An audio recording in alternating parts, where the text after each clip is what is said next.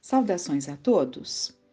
Vamos continuar então a leitura que estamos fazendo, o estudo, a análise do livro Dramas da Obsessão, em que paramos justamente quando Leonel, não suportando a desonra, né, da prisão, porque foi descoberto ali o desvio, né, ele se apossou de uma quantia vultosa, valores altamente expressivos da empresa em que ele trabalhava, na contabilidade, como guarda-livros, enfim.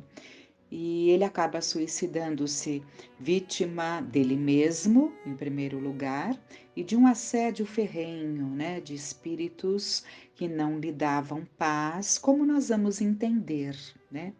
Então é importante que façamos algumas leituras para que a gente entenda toda essa trama, a razão desses espíritos ferrenhos, o porquê do Leonel e da sua família serem tão fragilizados, né? Espíritos tão descontentes, né? Que não encontravam ali uma alegria de viver, o porquê de tudo isso, e isso nos gera muito aprendizado, muita reflexão. Então, esse é o propósito. Então, vamos continuar. Ora, compreendendo que à frente, o próprio Leonel, né? Está se falando do Leonel, que foi como paramos no último encontro. Ora, compreendendo que à frente de tão deplorável estado, nenhum outro concurso seria tão eficiente para socorrer o atribulado suicida, coloca então o Dr. Bezerra de Menezes, que nos narrou a condição de Leonel, da sua família, e agora dizendo que o que ele faria, né, quando ele abraçou esse trabalho, né, porque chegou aquela carta falando ali para a médium da situação, e o Dr. Bezerra de Menezes abraça esse trabalho. Então, ele diz que nenhum outro concurso seria tão eficiente para socorrer o atribulado suicida como o daquela que fora sua genitora. O meu assistente dela se valeu para a retirada do mesmo do local sinistrado, certo de que o infeliz infrator a ela se confiaria de boamente, sem levantar suspeita de cumplicidade com a polícia, como suporia de qualquer outra individualidade que se apresentasse no intuito de ajudá-lo a se afastar dali. Porque ele estava ali, mas a noção de que estava sem o corpo não era plena, né? Então, afastá-lo dali, daquele ambiente familiar, lhe daria a impressão de que seria algo da polícia para prendê-lo, né? Mas então o Roberto, que é o assistente do Dr. Bezerra de Menezes, se socorreu da mãe do próprio Leonel. Efetivamente, a ele se chegou desenvolta e diligente aquela que na terra o embalara no seio como mãe devotada, e como autoridade exclamou como a não permitir réplica. Acompanhe-me, Leonel. Basta de desatinos. Venho buscar-te. Vais seguir comigo. Estás enfermo e precisas tratar-te. Trago-te um médico. Ei-lo. Confia nele. Nada desagradável sucederá. Vamos. Confiante e submisso, e como aturdido por um estranho pesadelo que principiava a se desvanecer, o suicida estancou o pranto, qual menino que se cala, ouvindo o balbucio materno, dentro das inquietações da noite. Assim apresentado, Roberto amparou-o, como um médico, né? Amparou-o bondosamente, compreendendo-o vacilante e atordoado, enquanto Alcina, que era a filha, que também se suicidara, né? Ainda amodarrada, como em estado de coma, igualmente se sentiu transportada como presa de pesadelo indecifrável. E lá se foram todos. abandonando o cenário apavorante de um drama dos mais patéticos que os incidentes terrenos costumam apresentar à contemplação dos trabalhadores espirituais. Entre mentes também urgia afastar os obsessores responsáveis pelos acontecimentos que descrevemos. Tratava-se de pequena falange de poderosos inimigos invisíveis. Um pai e seus 3 filhos varões. Uma família, portanto, perseguidora de outra família. Israelitas típicos dos meados do século XVI, em Portugal, era impressionante vê-los trajando ainda a indumentária clássica da sua qualidade racial e social da época, pois que, atados a tumultuosas recordações e às impressões dolorosas do pretérito, com tal veemência se haviam apegado ao mesmo que seus perispíritos, pressionados pelas poderosas forças realizadoras do pensamento, se apresentavam exatamente idênticos aos seus envoltórios humanos de 4 séculos antes. É importante darmos uma parada para comentarmos. O sentimento de vingança que ficou nesse grupo familiar, que nós vamos entender o que se deu, até já falamos alguma coisa, foram vítimas da Inquisição, né, por parte dessa mesma família que estavam ali sofrendo agora esse assédio todo.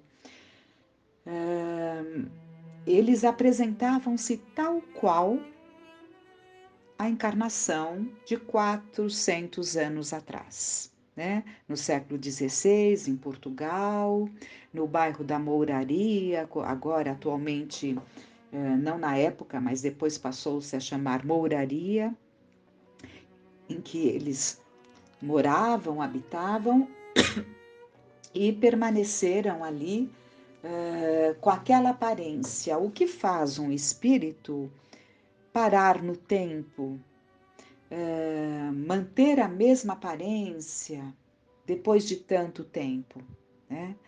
É a estagnação no sentimento de vingança. Para odiar, para manterem-se odiando, eles precisavam estar revivendo sempre aquela dor, aquela situação. É isso que o sentimento de vingança faz. Nos prende a um passado doloroso, do qual não queremos nos libertar, para que aquele sentimento não se arrefeça, né? Não diminua. Então é muito interessante, é paradoxal realmente o ser humano, que foi preparado para suas lutas, para um processo de crescimento. Estagiou por muito tempo nos reinos inferiores, nas espécies. Estagiou muito tempo em que os instintos eram o que possuíam, ou que possuíamos, né?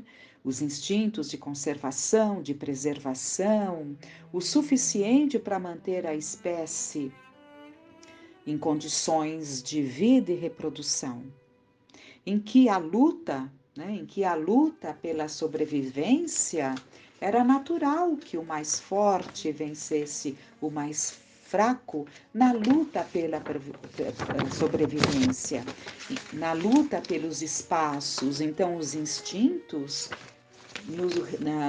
enquanto no reino das espécies, os instintos eram naturais e necessários.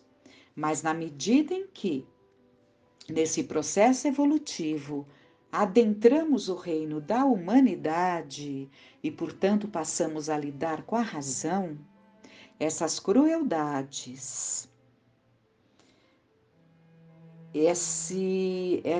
essa luta pelo poder, né, a qualquer preço para mantermos ali aquilo que julgamos nosso, né, perde o sentido.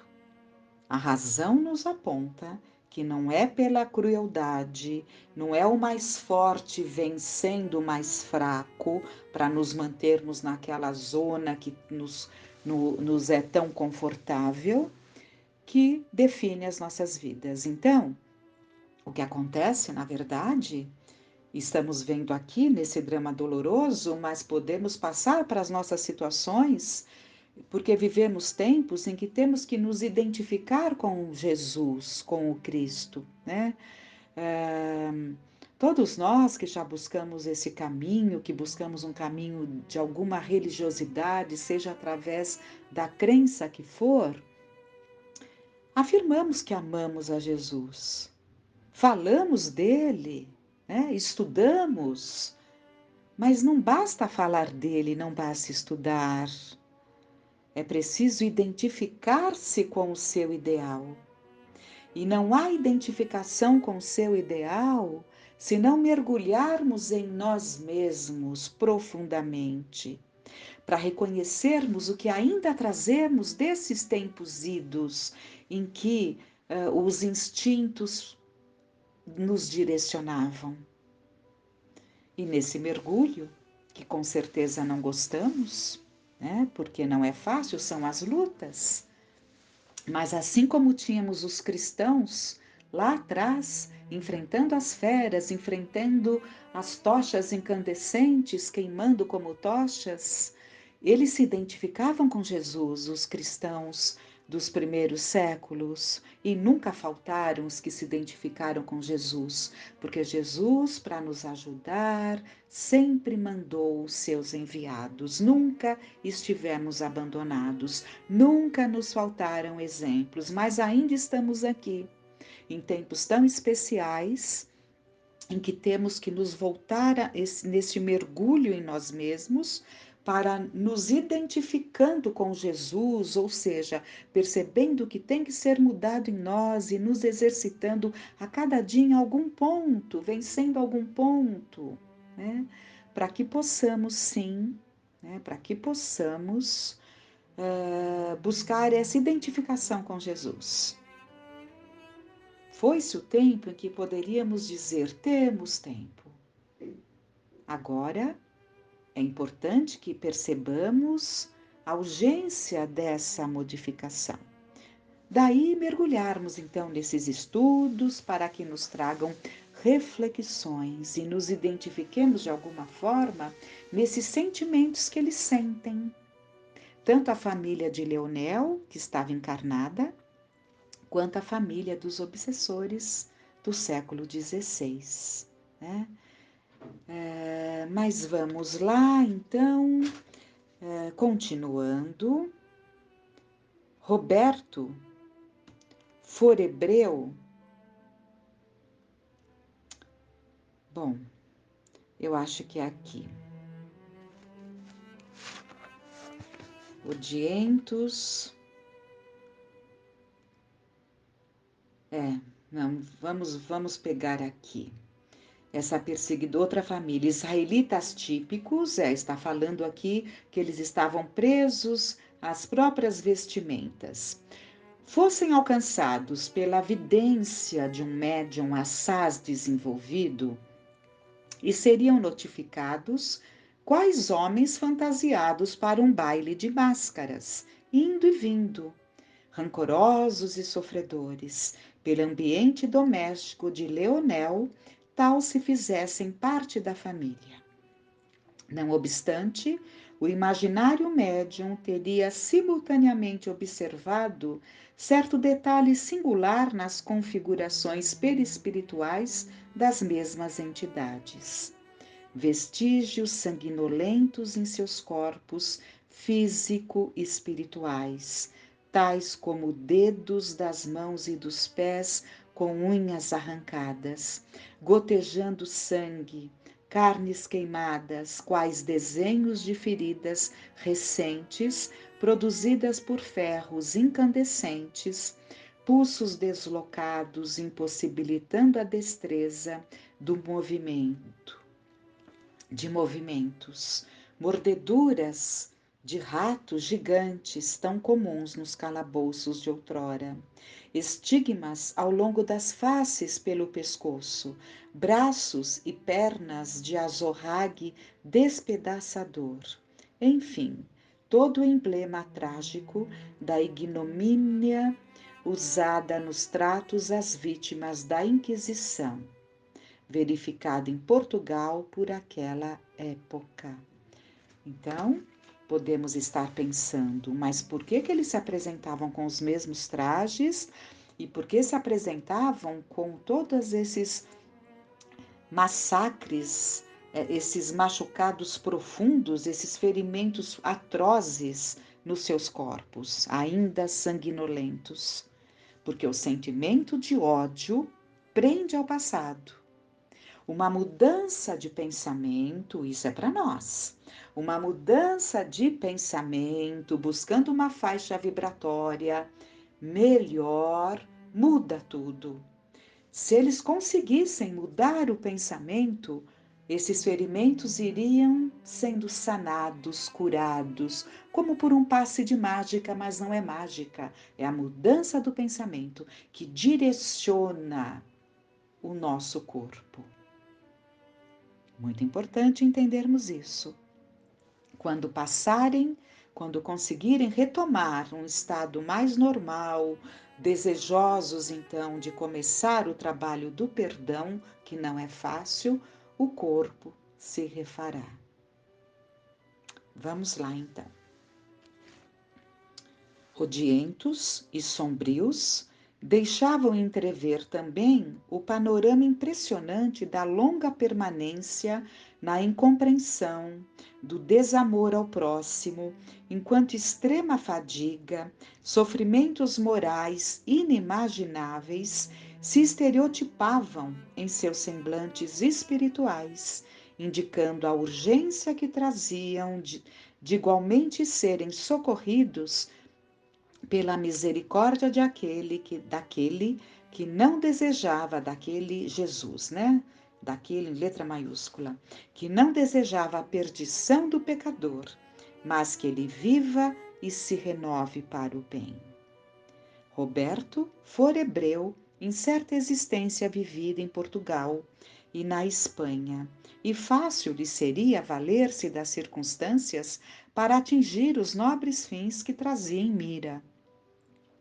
Fez, portanto, que retroagissem ao passado as próprias forças mentais, fenômeno de regressão da memória tão conhecido nos dias atuais, passível de realização tanto entre encarnados como entre desencarnados, pela ação de uma irradiação da própria vontade. Então, o Roberto, que já foi hebreu, que já teve experiências, vivências, tanto em Portugal como na Espanha, fez um trabalho íntimo de retroceder no tempo para conseguir plasmar no seu perispírito, no seu corpo espiritual, a aparência de um hebreu.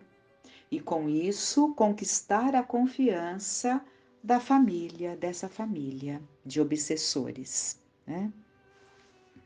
Então, a gente vai percebendo o poder do pensamento, que vale tanto para aqueles que não têm mais corpo de carne, espíritos despojados do corpo de carne, quanto para nós que temos também o corpo de carne.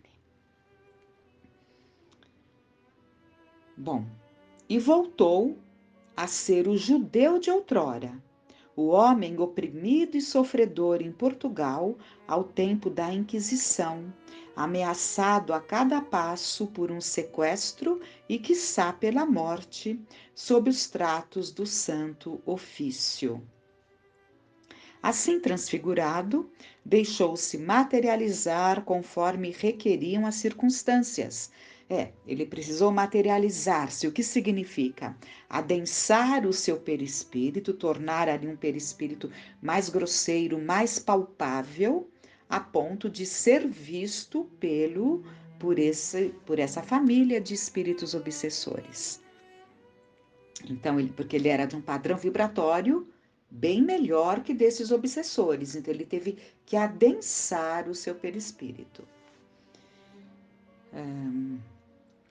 Assim transfigurado, então, deixou-se materializar conforme requeriam as circunstâncias e penetrou serenamente na residência sinistrada, a qual se afigurava às suas sensibilidades delicadas o próprio local onde existiriam o choro e o ranger de dentes, lembrados na exposição messiânica.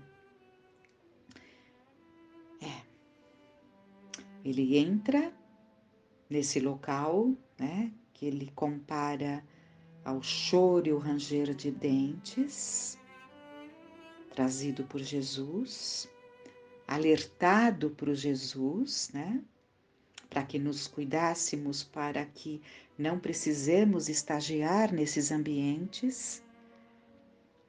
E ele diz que Moisés e os profetas te guardem dos teus inimigos e dos inimigos da nossa raça, Rabino, saudou Roberto Intimorato, servindo-se de uma vibração mental especial que aquele se afigurou o dialeto aramaico usado desde milênios pelos da sua raça.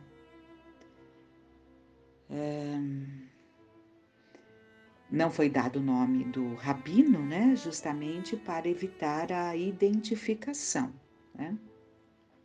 Grave, não demonstrando sequer surpresa, como se a saudação e o dialeto em que fora ela proferida fossem garantidas credenciais recomendando o visitante, o obsessor correspondeu naturalmente o cumprimento comum entre os seus, que Moisés e os profetas te guardem, e a nossa raça da crueldade dos nossos inimigos.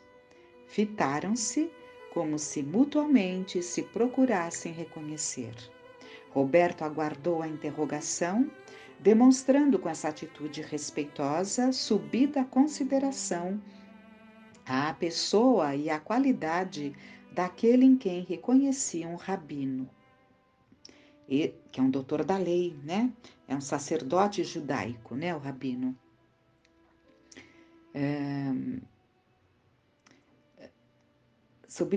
Então, Roberto aguardou a interrogação, demonstrando, com essa atitude respeitosa, subida consideração à pessoa e à qualidade daquele em que reconhecia um rabino.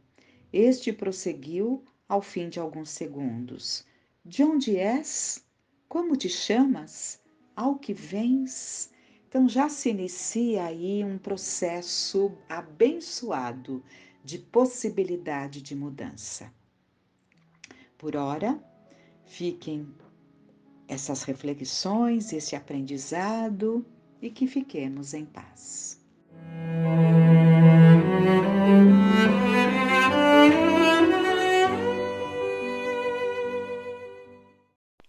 Olá pessoal, tudo bem? Vamos continuar o estudo do livro Mereça Ser Feliz, Superando as Ilusões do Orgulho. Estamos no capítulo 19, Etapas da Alteridade. Nós não conseguimos encerrar na semana passada e eu vou retomar aqui. Compreender as etapas da alteridade nos mecanismos afetivos sob o prisma do progresso espiritual é fundamental para procedermos a uma autoavaliação de nossa posição íntima. Delineemos essas etapas do crescimento moral e espiritual em 3. Primeiro, o desejo de melhora, posteriormente, a interiorização e, finalmente, a transformação. Em cada uma dessas vivências, dilata-se a consciência para uma concepção mais apurada daqueles que jornadeiam conosco no carreiro das experiências de cada instante. Em cada uma, a singularidade daquele que é outro toma uma conotação de conformidade com a maturidade afetiva e moral de cada um. Então, já foi lido desejo de melhora, interiorização e agora vamos finalizar com transformação. Todas essas posturas sedimentam valores novos no rumo da transformação. Os valores interiorizados atingem o campo dos sentimentos. É a mudança real. O outro é a alteridade, distinção. É o estado psicológico do amor em que a diferença do outro passa a ser incondicionalmente aprovada. E mais que isso, compreendida como indispensável lição de complementaridade. Aí que eu parei. Continuando. Nessa etapa, aprende-se não só a aceitar os diferentes, como se consegue aprender com eles, amá-los na sua maneira de ser. É a etapa da felicidade. O outro jamais poderá ser motivo para decepções e mágoas. Ainda que as tenhamos, saberemos como lidar bem com essas emoções. A autonomia e a liberdade não permitem amarras e dependência, opressão e sentimentalismo.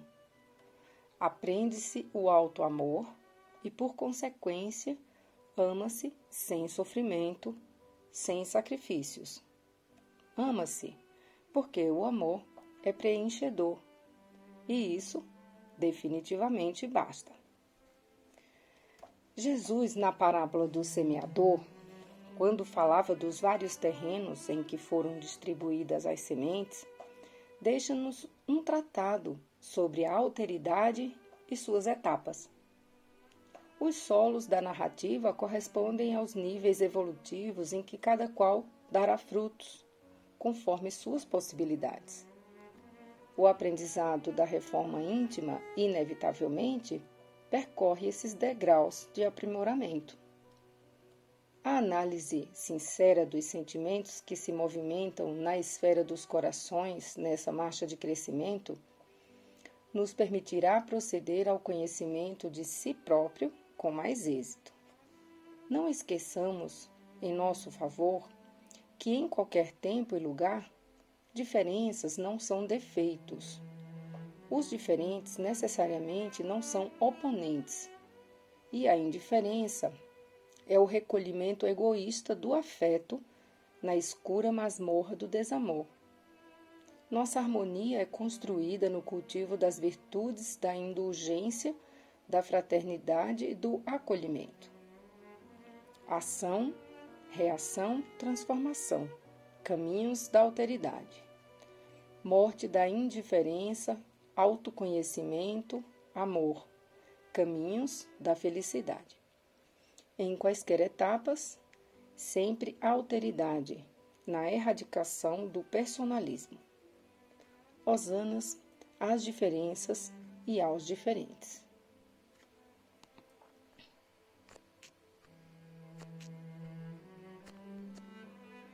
Capítulo 20. Na introdução desse capítulo, temos uma questão do livro dos médiuns, da segunda parte das manifestações espíritas, das sociedades propriamente ditas, no item 340.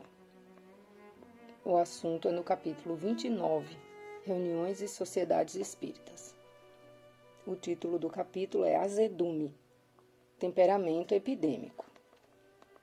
Então, o item 340 é assim.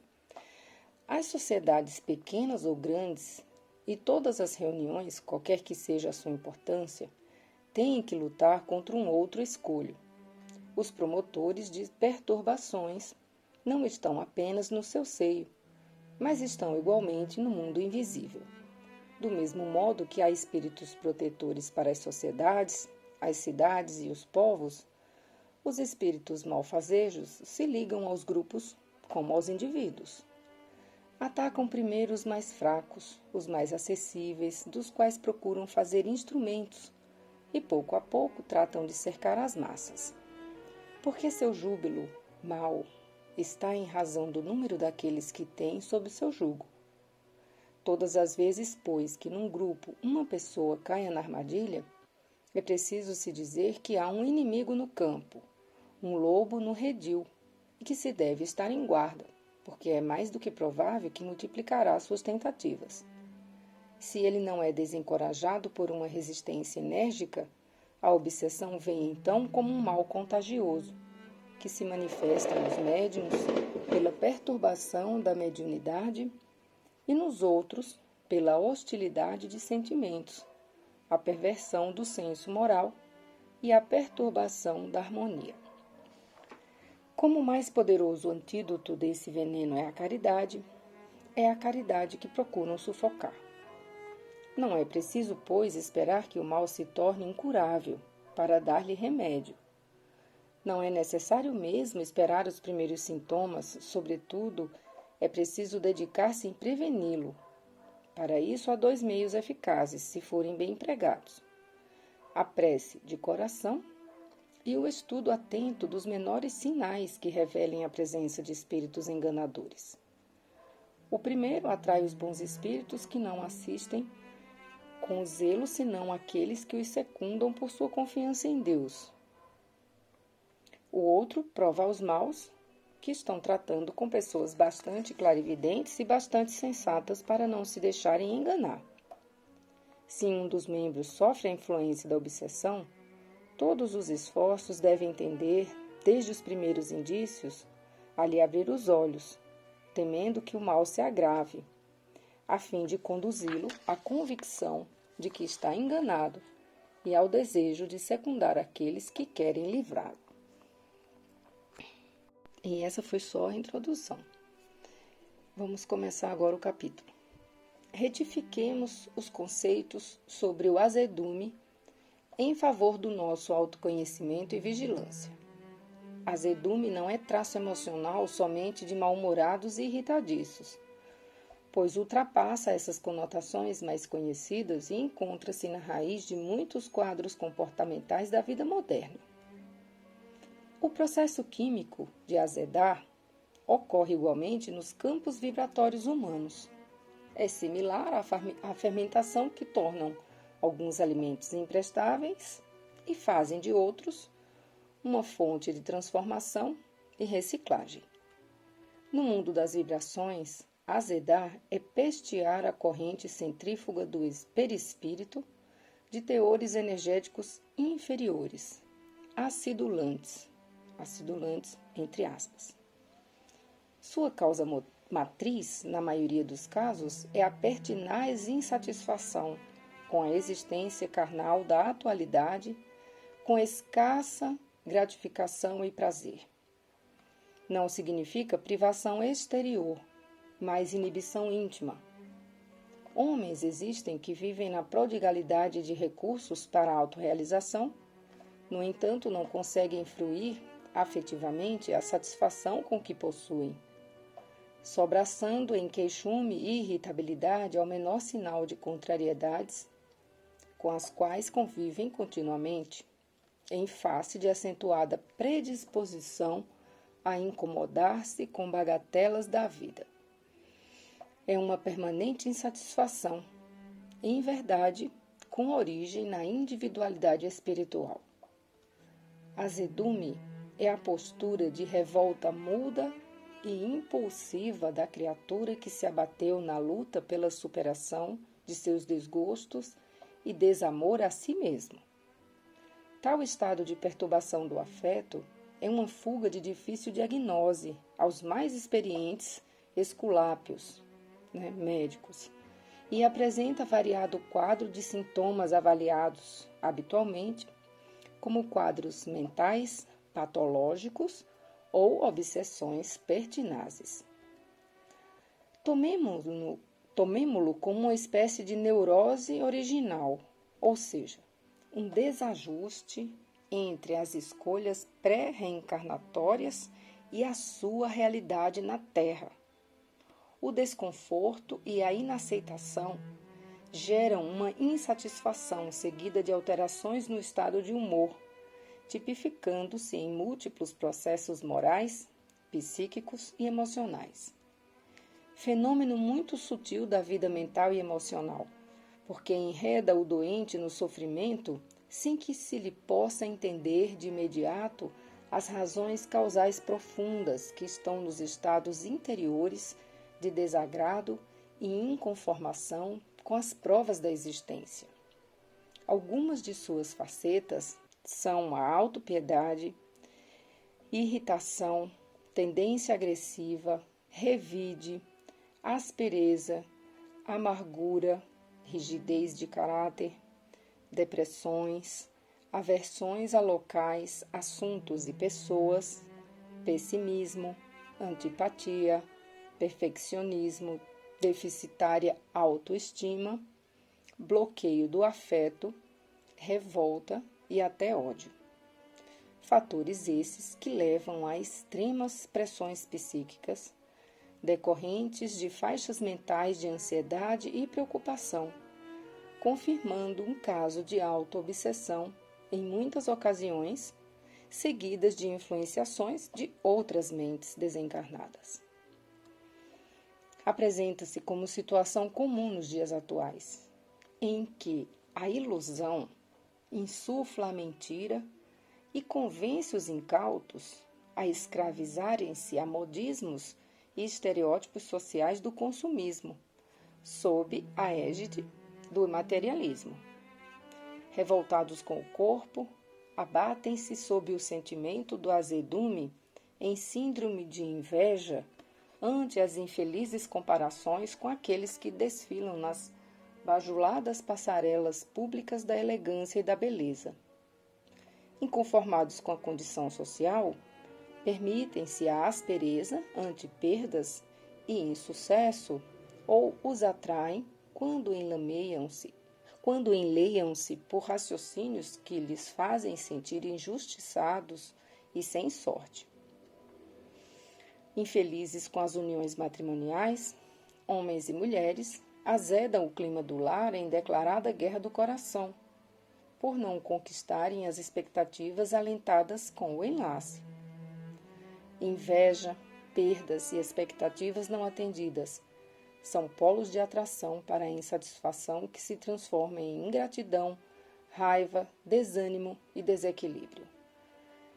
Provas surpresas são outra fonte frequente quando a criatura é colhida por fatos inesperados e periódicos, aferindo sua resistência e inteligência intrapessoal para conduzir as emoções às melhores possibilidades no encontro das soluções perante os reveses.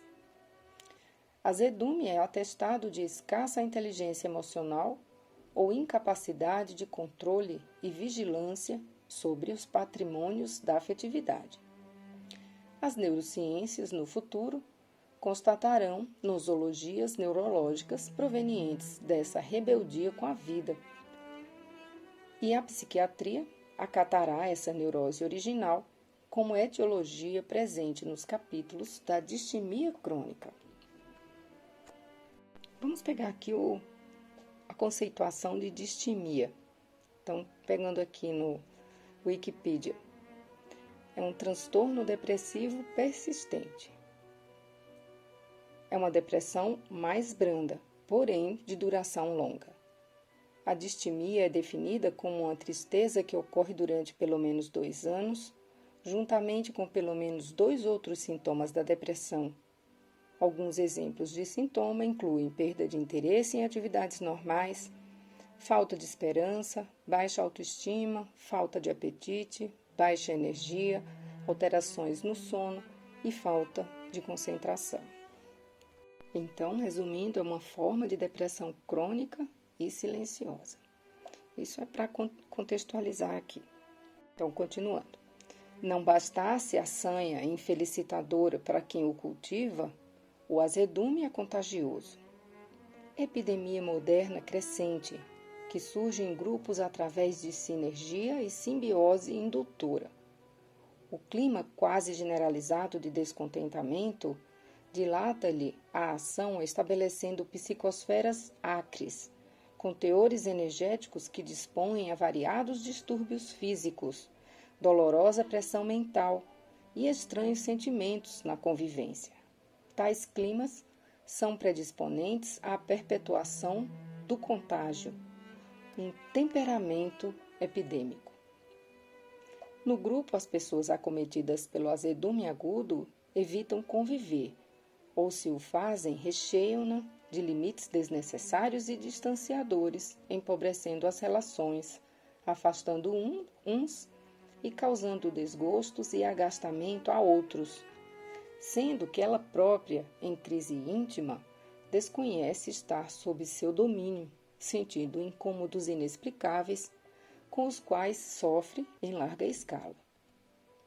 O estudo da referência acima de O Livro dos Médiuns assinala 3 reflexos da obsessão sobre aqueles que convivem com o obsidiado: hostilidade dos sentimentos, perversão do senso moral e turbação da harmonia. Com o azedume não é diferente.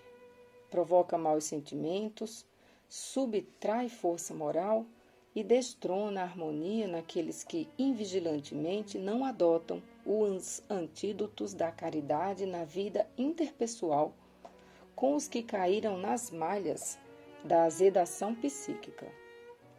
Adotemos nas células de trabalho espiritual os cuidados imprescindíveis com essa epidemia de cansaço de viver ou estresse do espírito que dormita na incessante postura de reclamar e revoltar-se com o que se é e com o que se tem.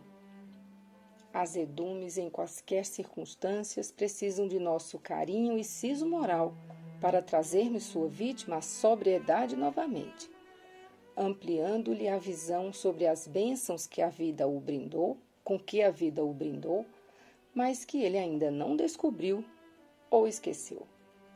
O serviço de resgatar essa lucidez terá resultados positivos quando assume a palavra de orientação, preferencialmente de alguém que superou lutas com as insatisfações comuns da existência, a fim de acenar com caminhos que tocarão o afeto dos descontentes e os chamarão para a conduta de determinação e fé no futuro melhor, seguidos de muito trabalho, dia após dia, cumprindo o dever sem fugir das responsabilidades assumidas antes do renascimento corporal. E aqui o Espírito Hermance finaliza esse capítulo com um chamamento. Amigos de ideal. Além das considerações expostas, vale ressaltar que a transformação interior, assumida com decisão e comprometimento, costuma levar o espírito a uma espécie de convalescença moral ou tristeza psíquica, por um período mais ou menos longo, em razão da abstinência dos interesses pessoais enfermiços e das novas metas que agora foram recém-aderidas. Nessa etapa, a vida afetiva pode ficar comprometida por episódios de azedume e sisudez, alimentados pelo próprio orgulho que não se extingue de vez. Um saudosismo do passado assoma-se como resquício mórbido no psiquismo. Atentemos, portanto, para esse tema e não confundamos ciladas e reações de desencarnados com vivências que, independentemente de forças espirituais, podem trazer-nos muitos desacertos na rotina dos dias, em razão de recusarmos, em franca rebeldia, as inibições provacionais construídas por nós mesmos em vidas antecessoras ou nos atuais descuidos, da imprudência, da inconsequência e da distração com os deveres. Atenção para as pressões psíquicas e medidas de segurança em relação à epidemia de azedume serão fontes protetoras do afeto, mantendo-nos isentos de carregar desnecessariamente as correntes inferiores da infelicidade alheia, que está presente em quase todos os lugares. Aqui finalizamos. Uma boa semana a todos.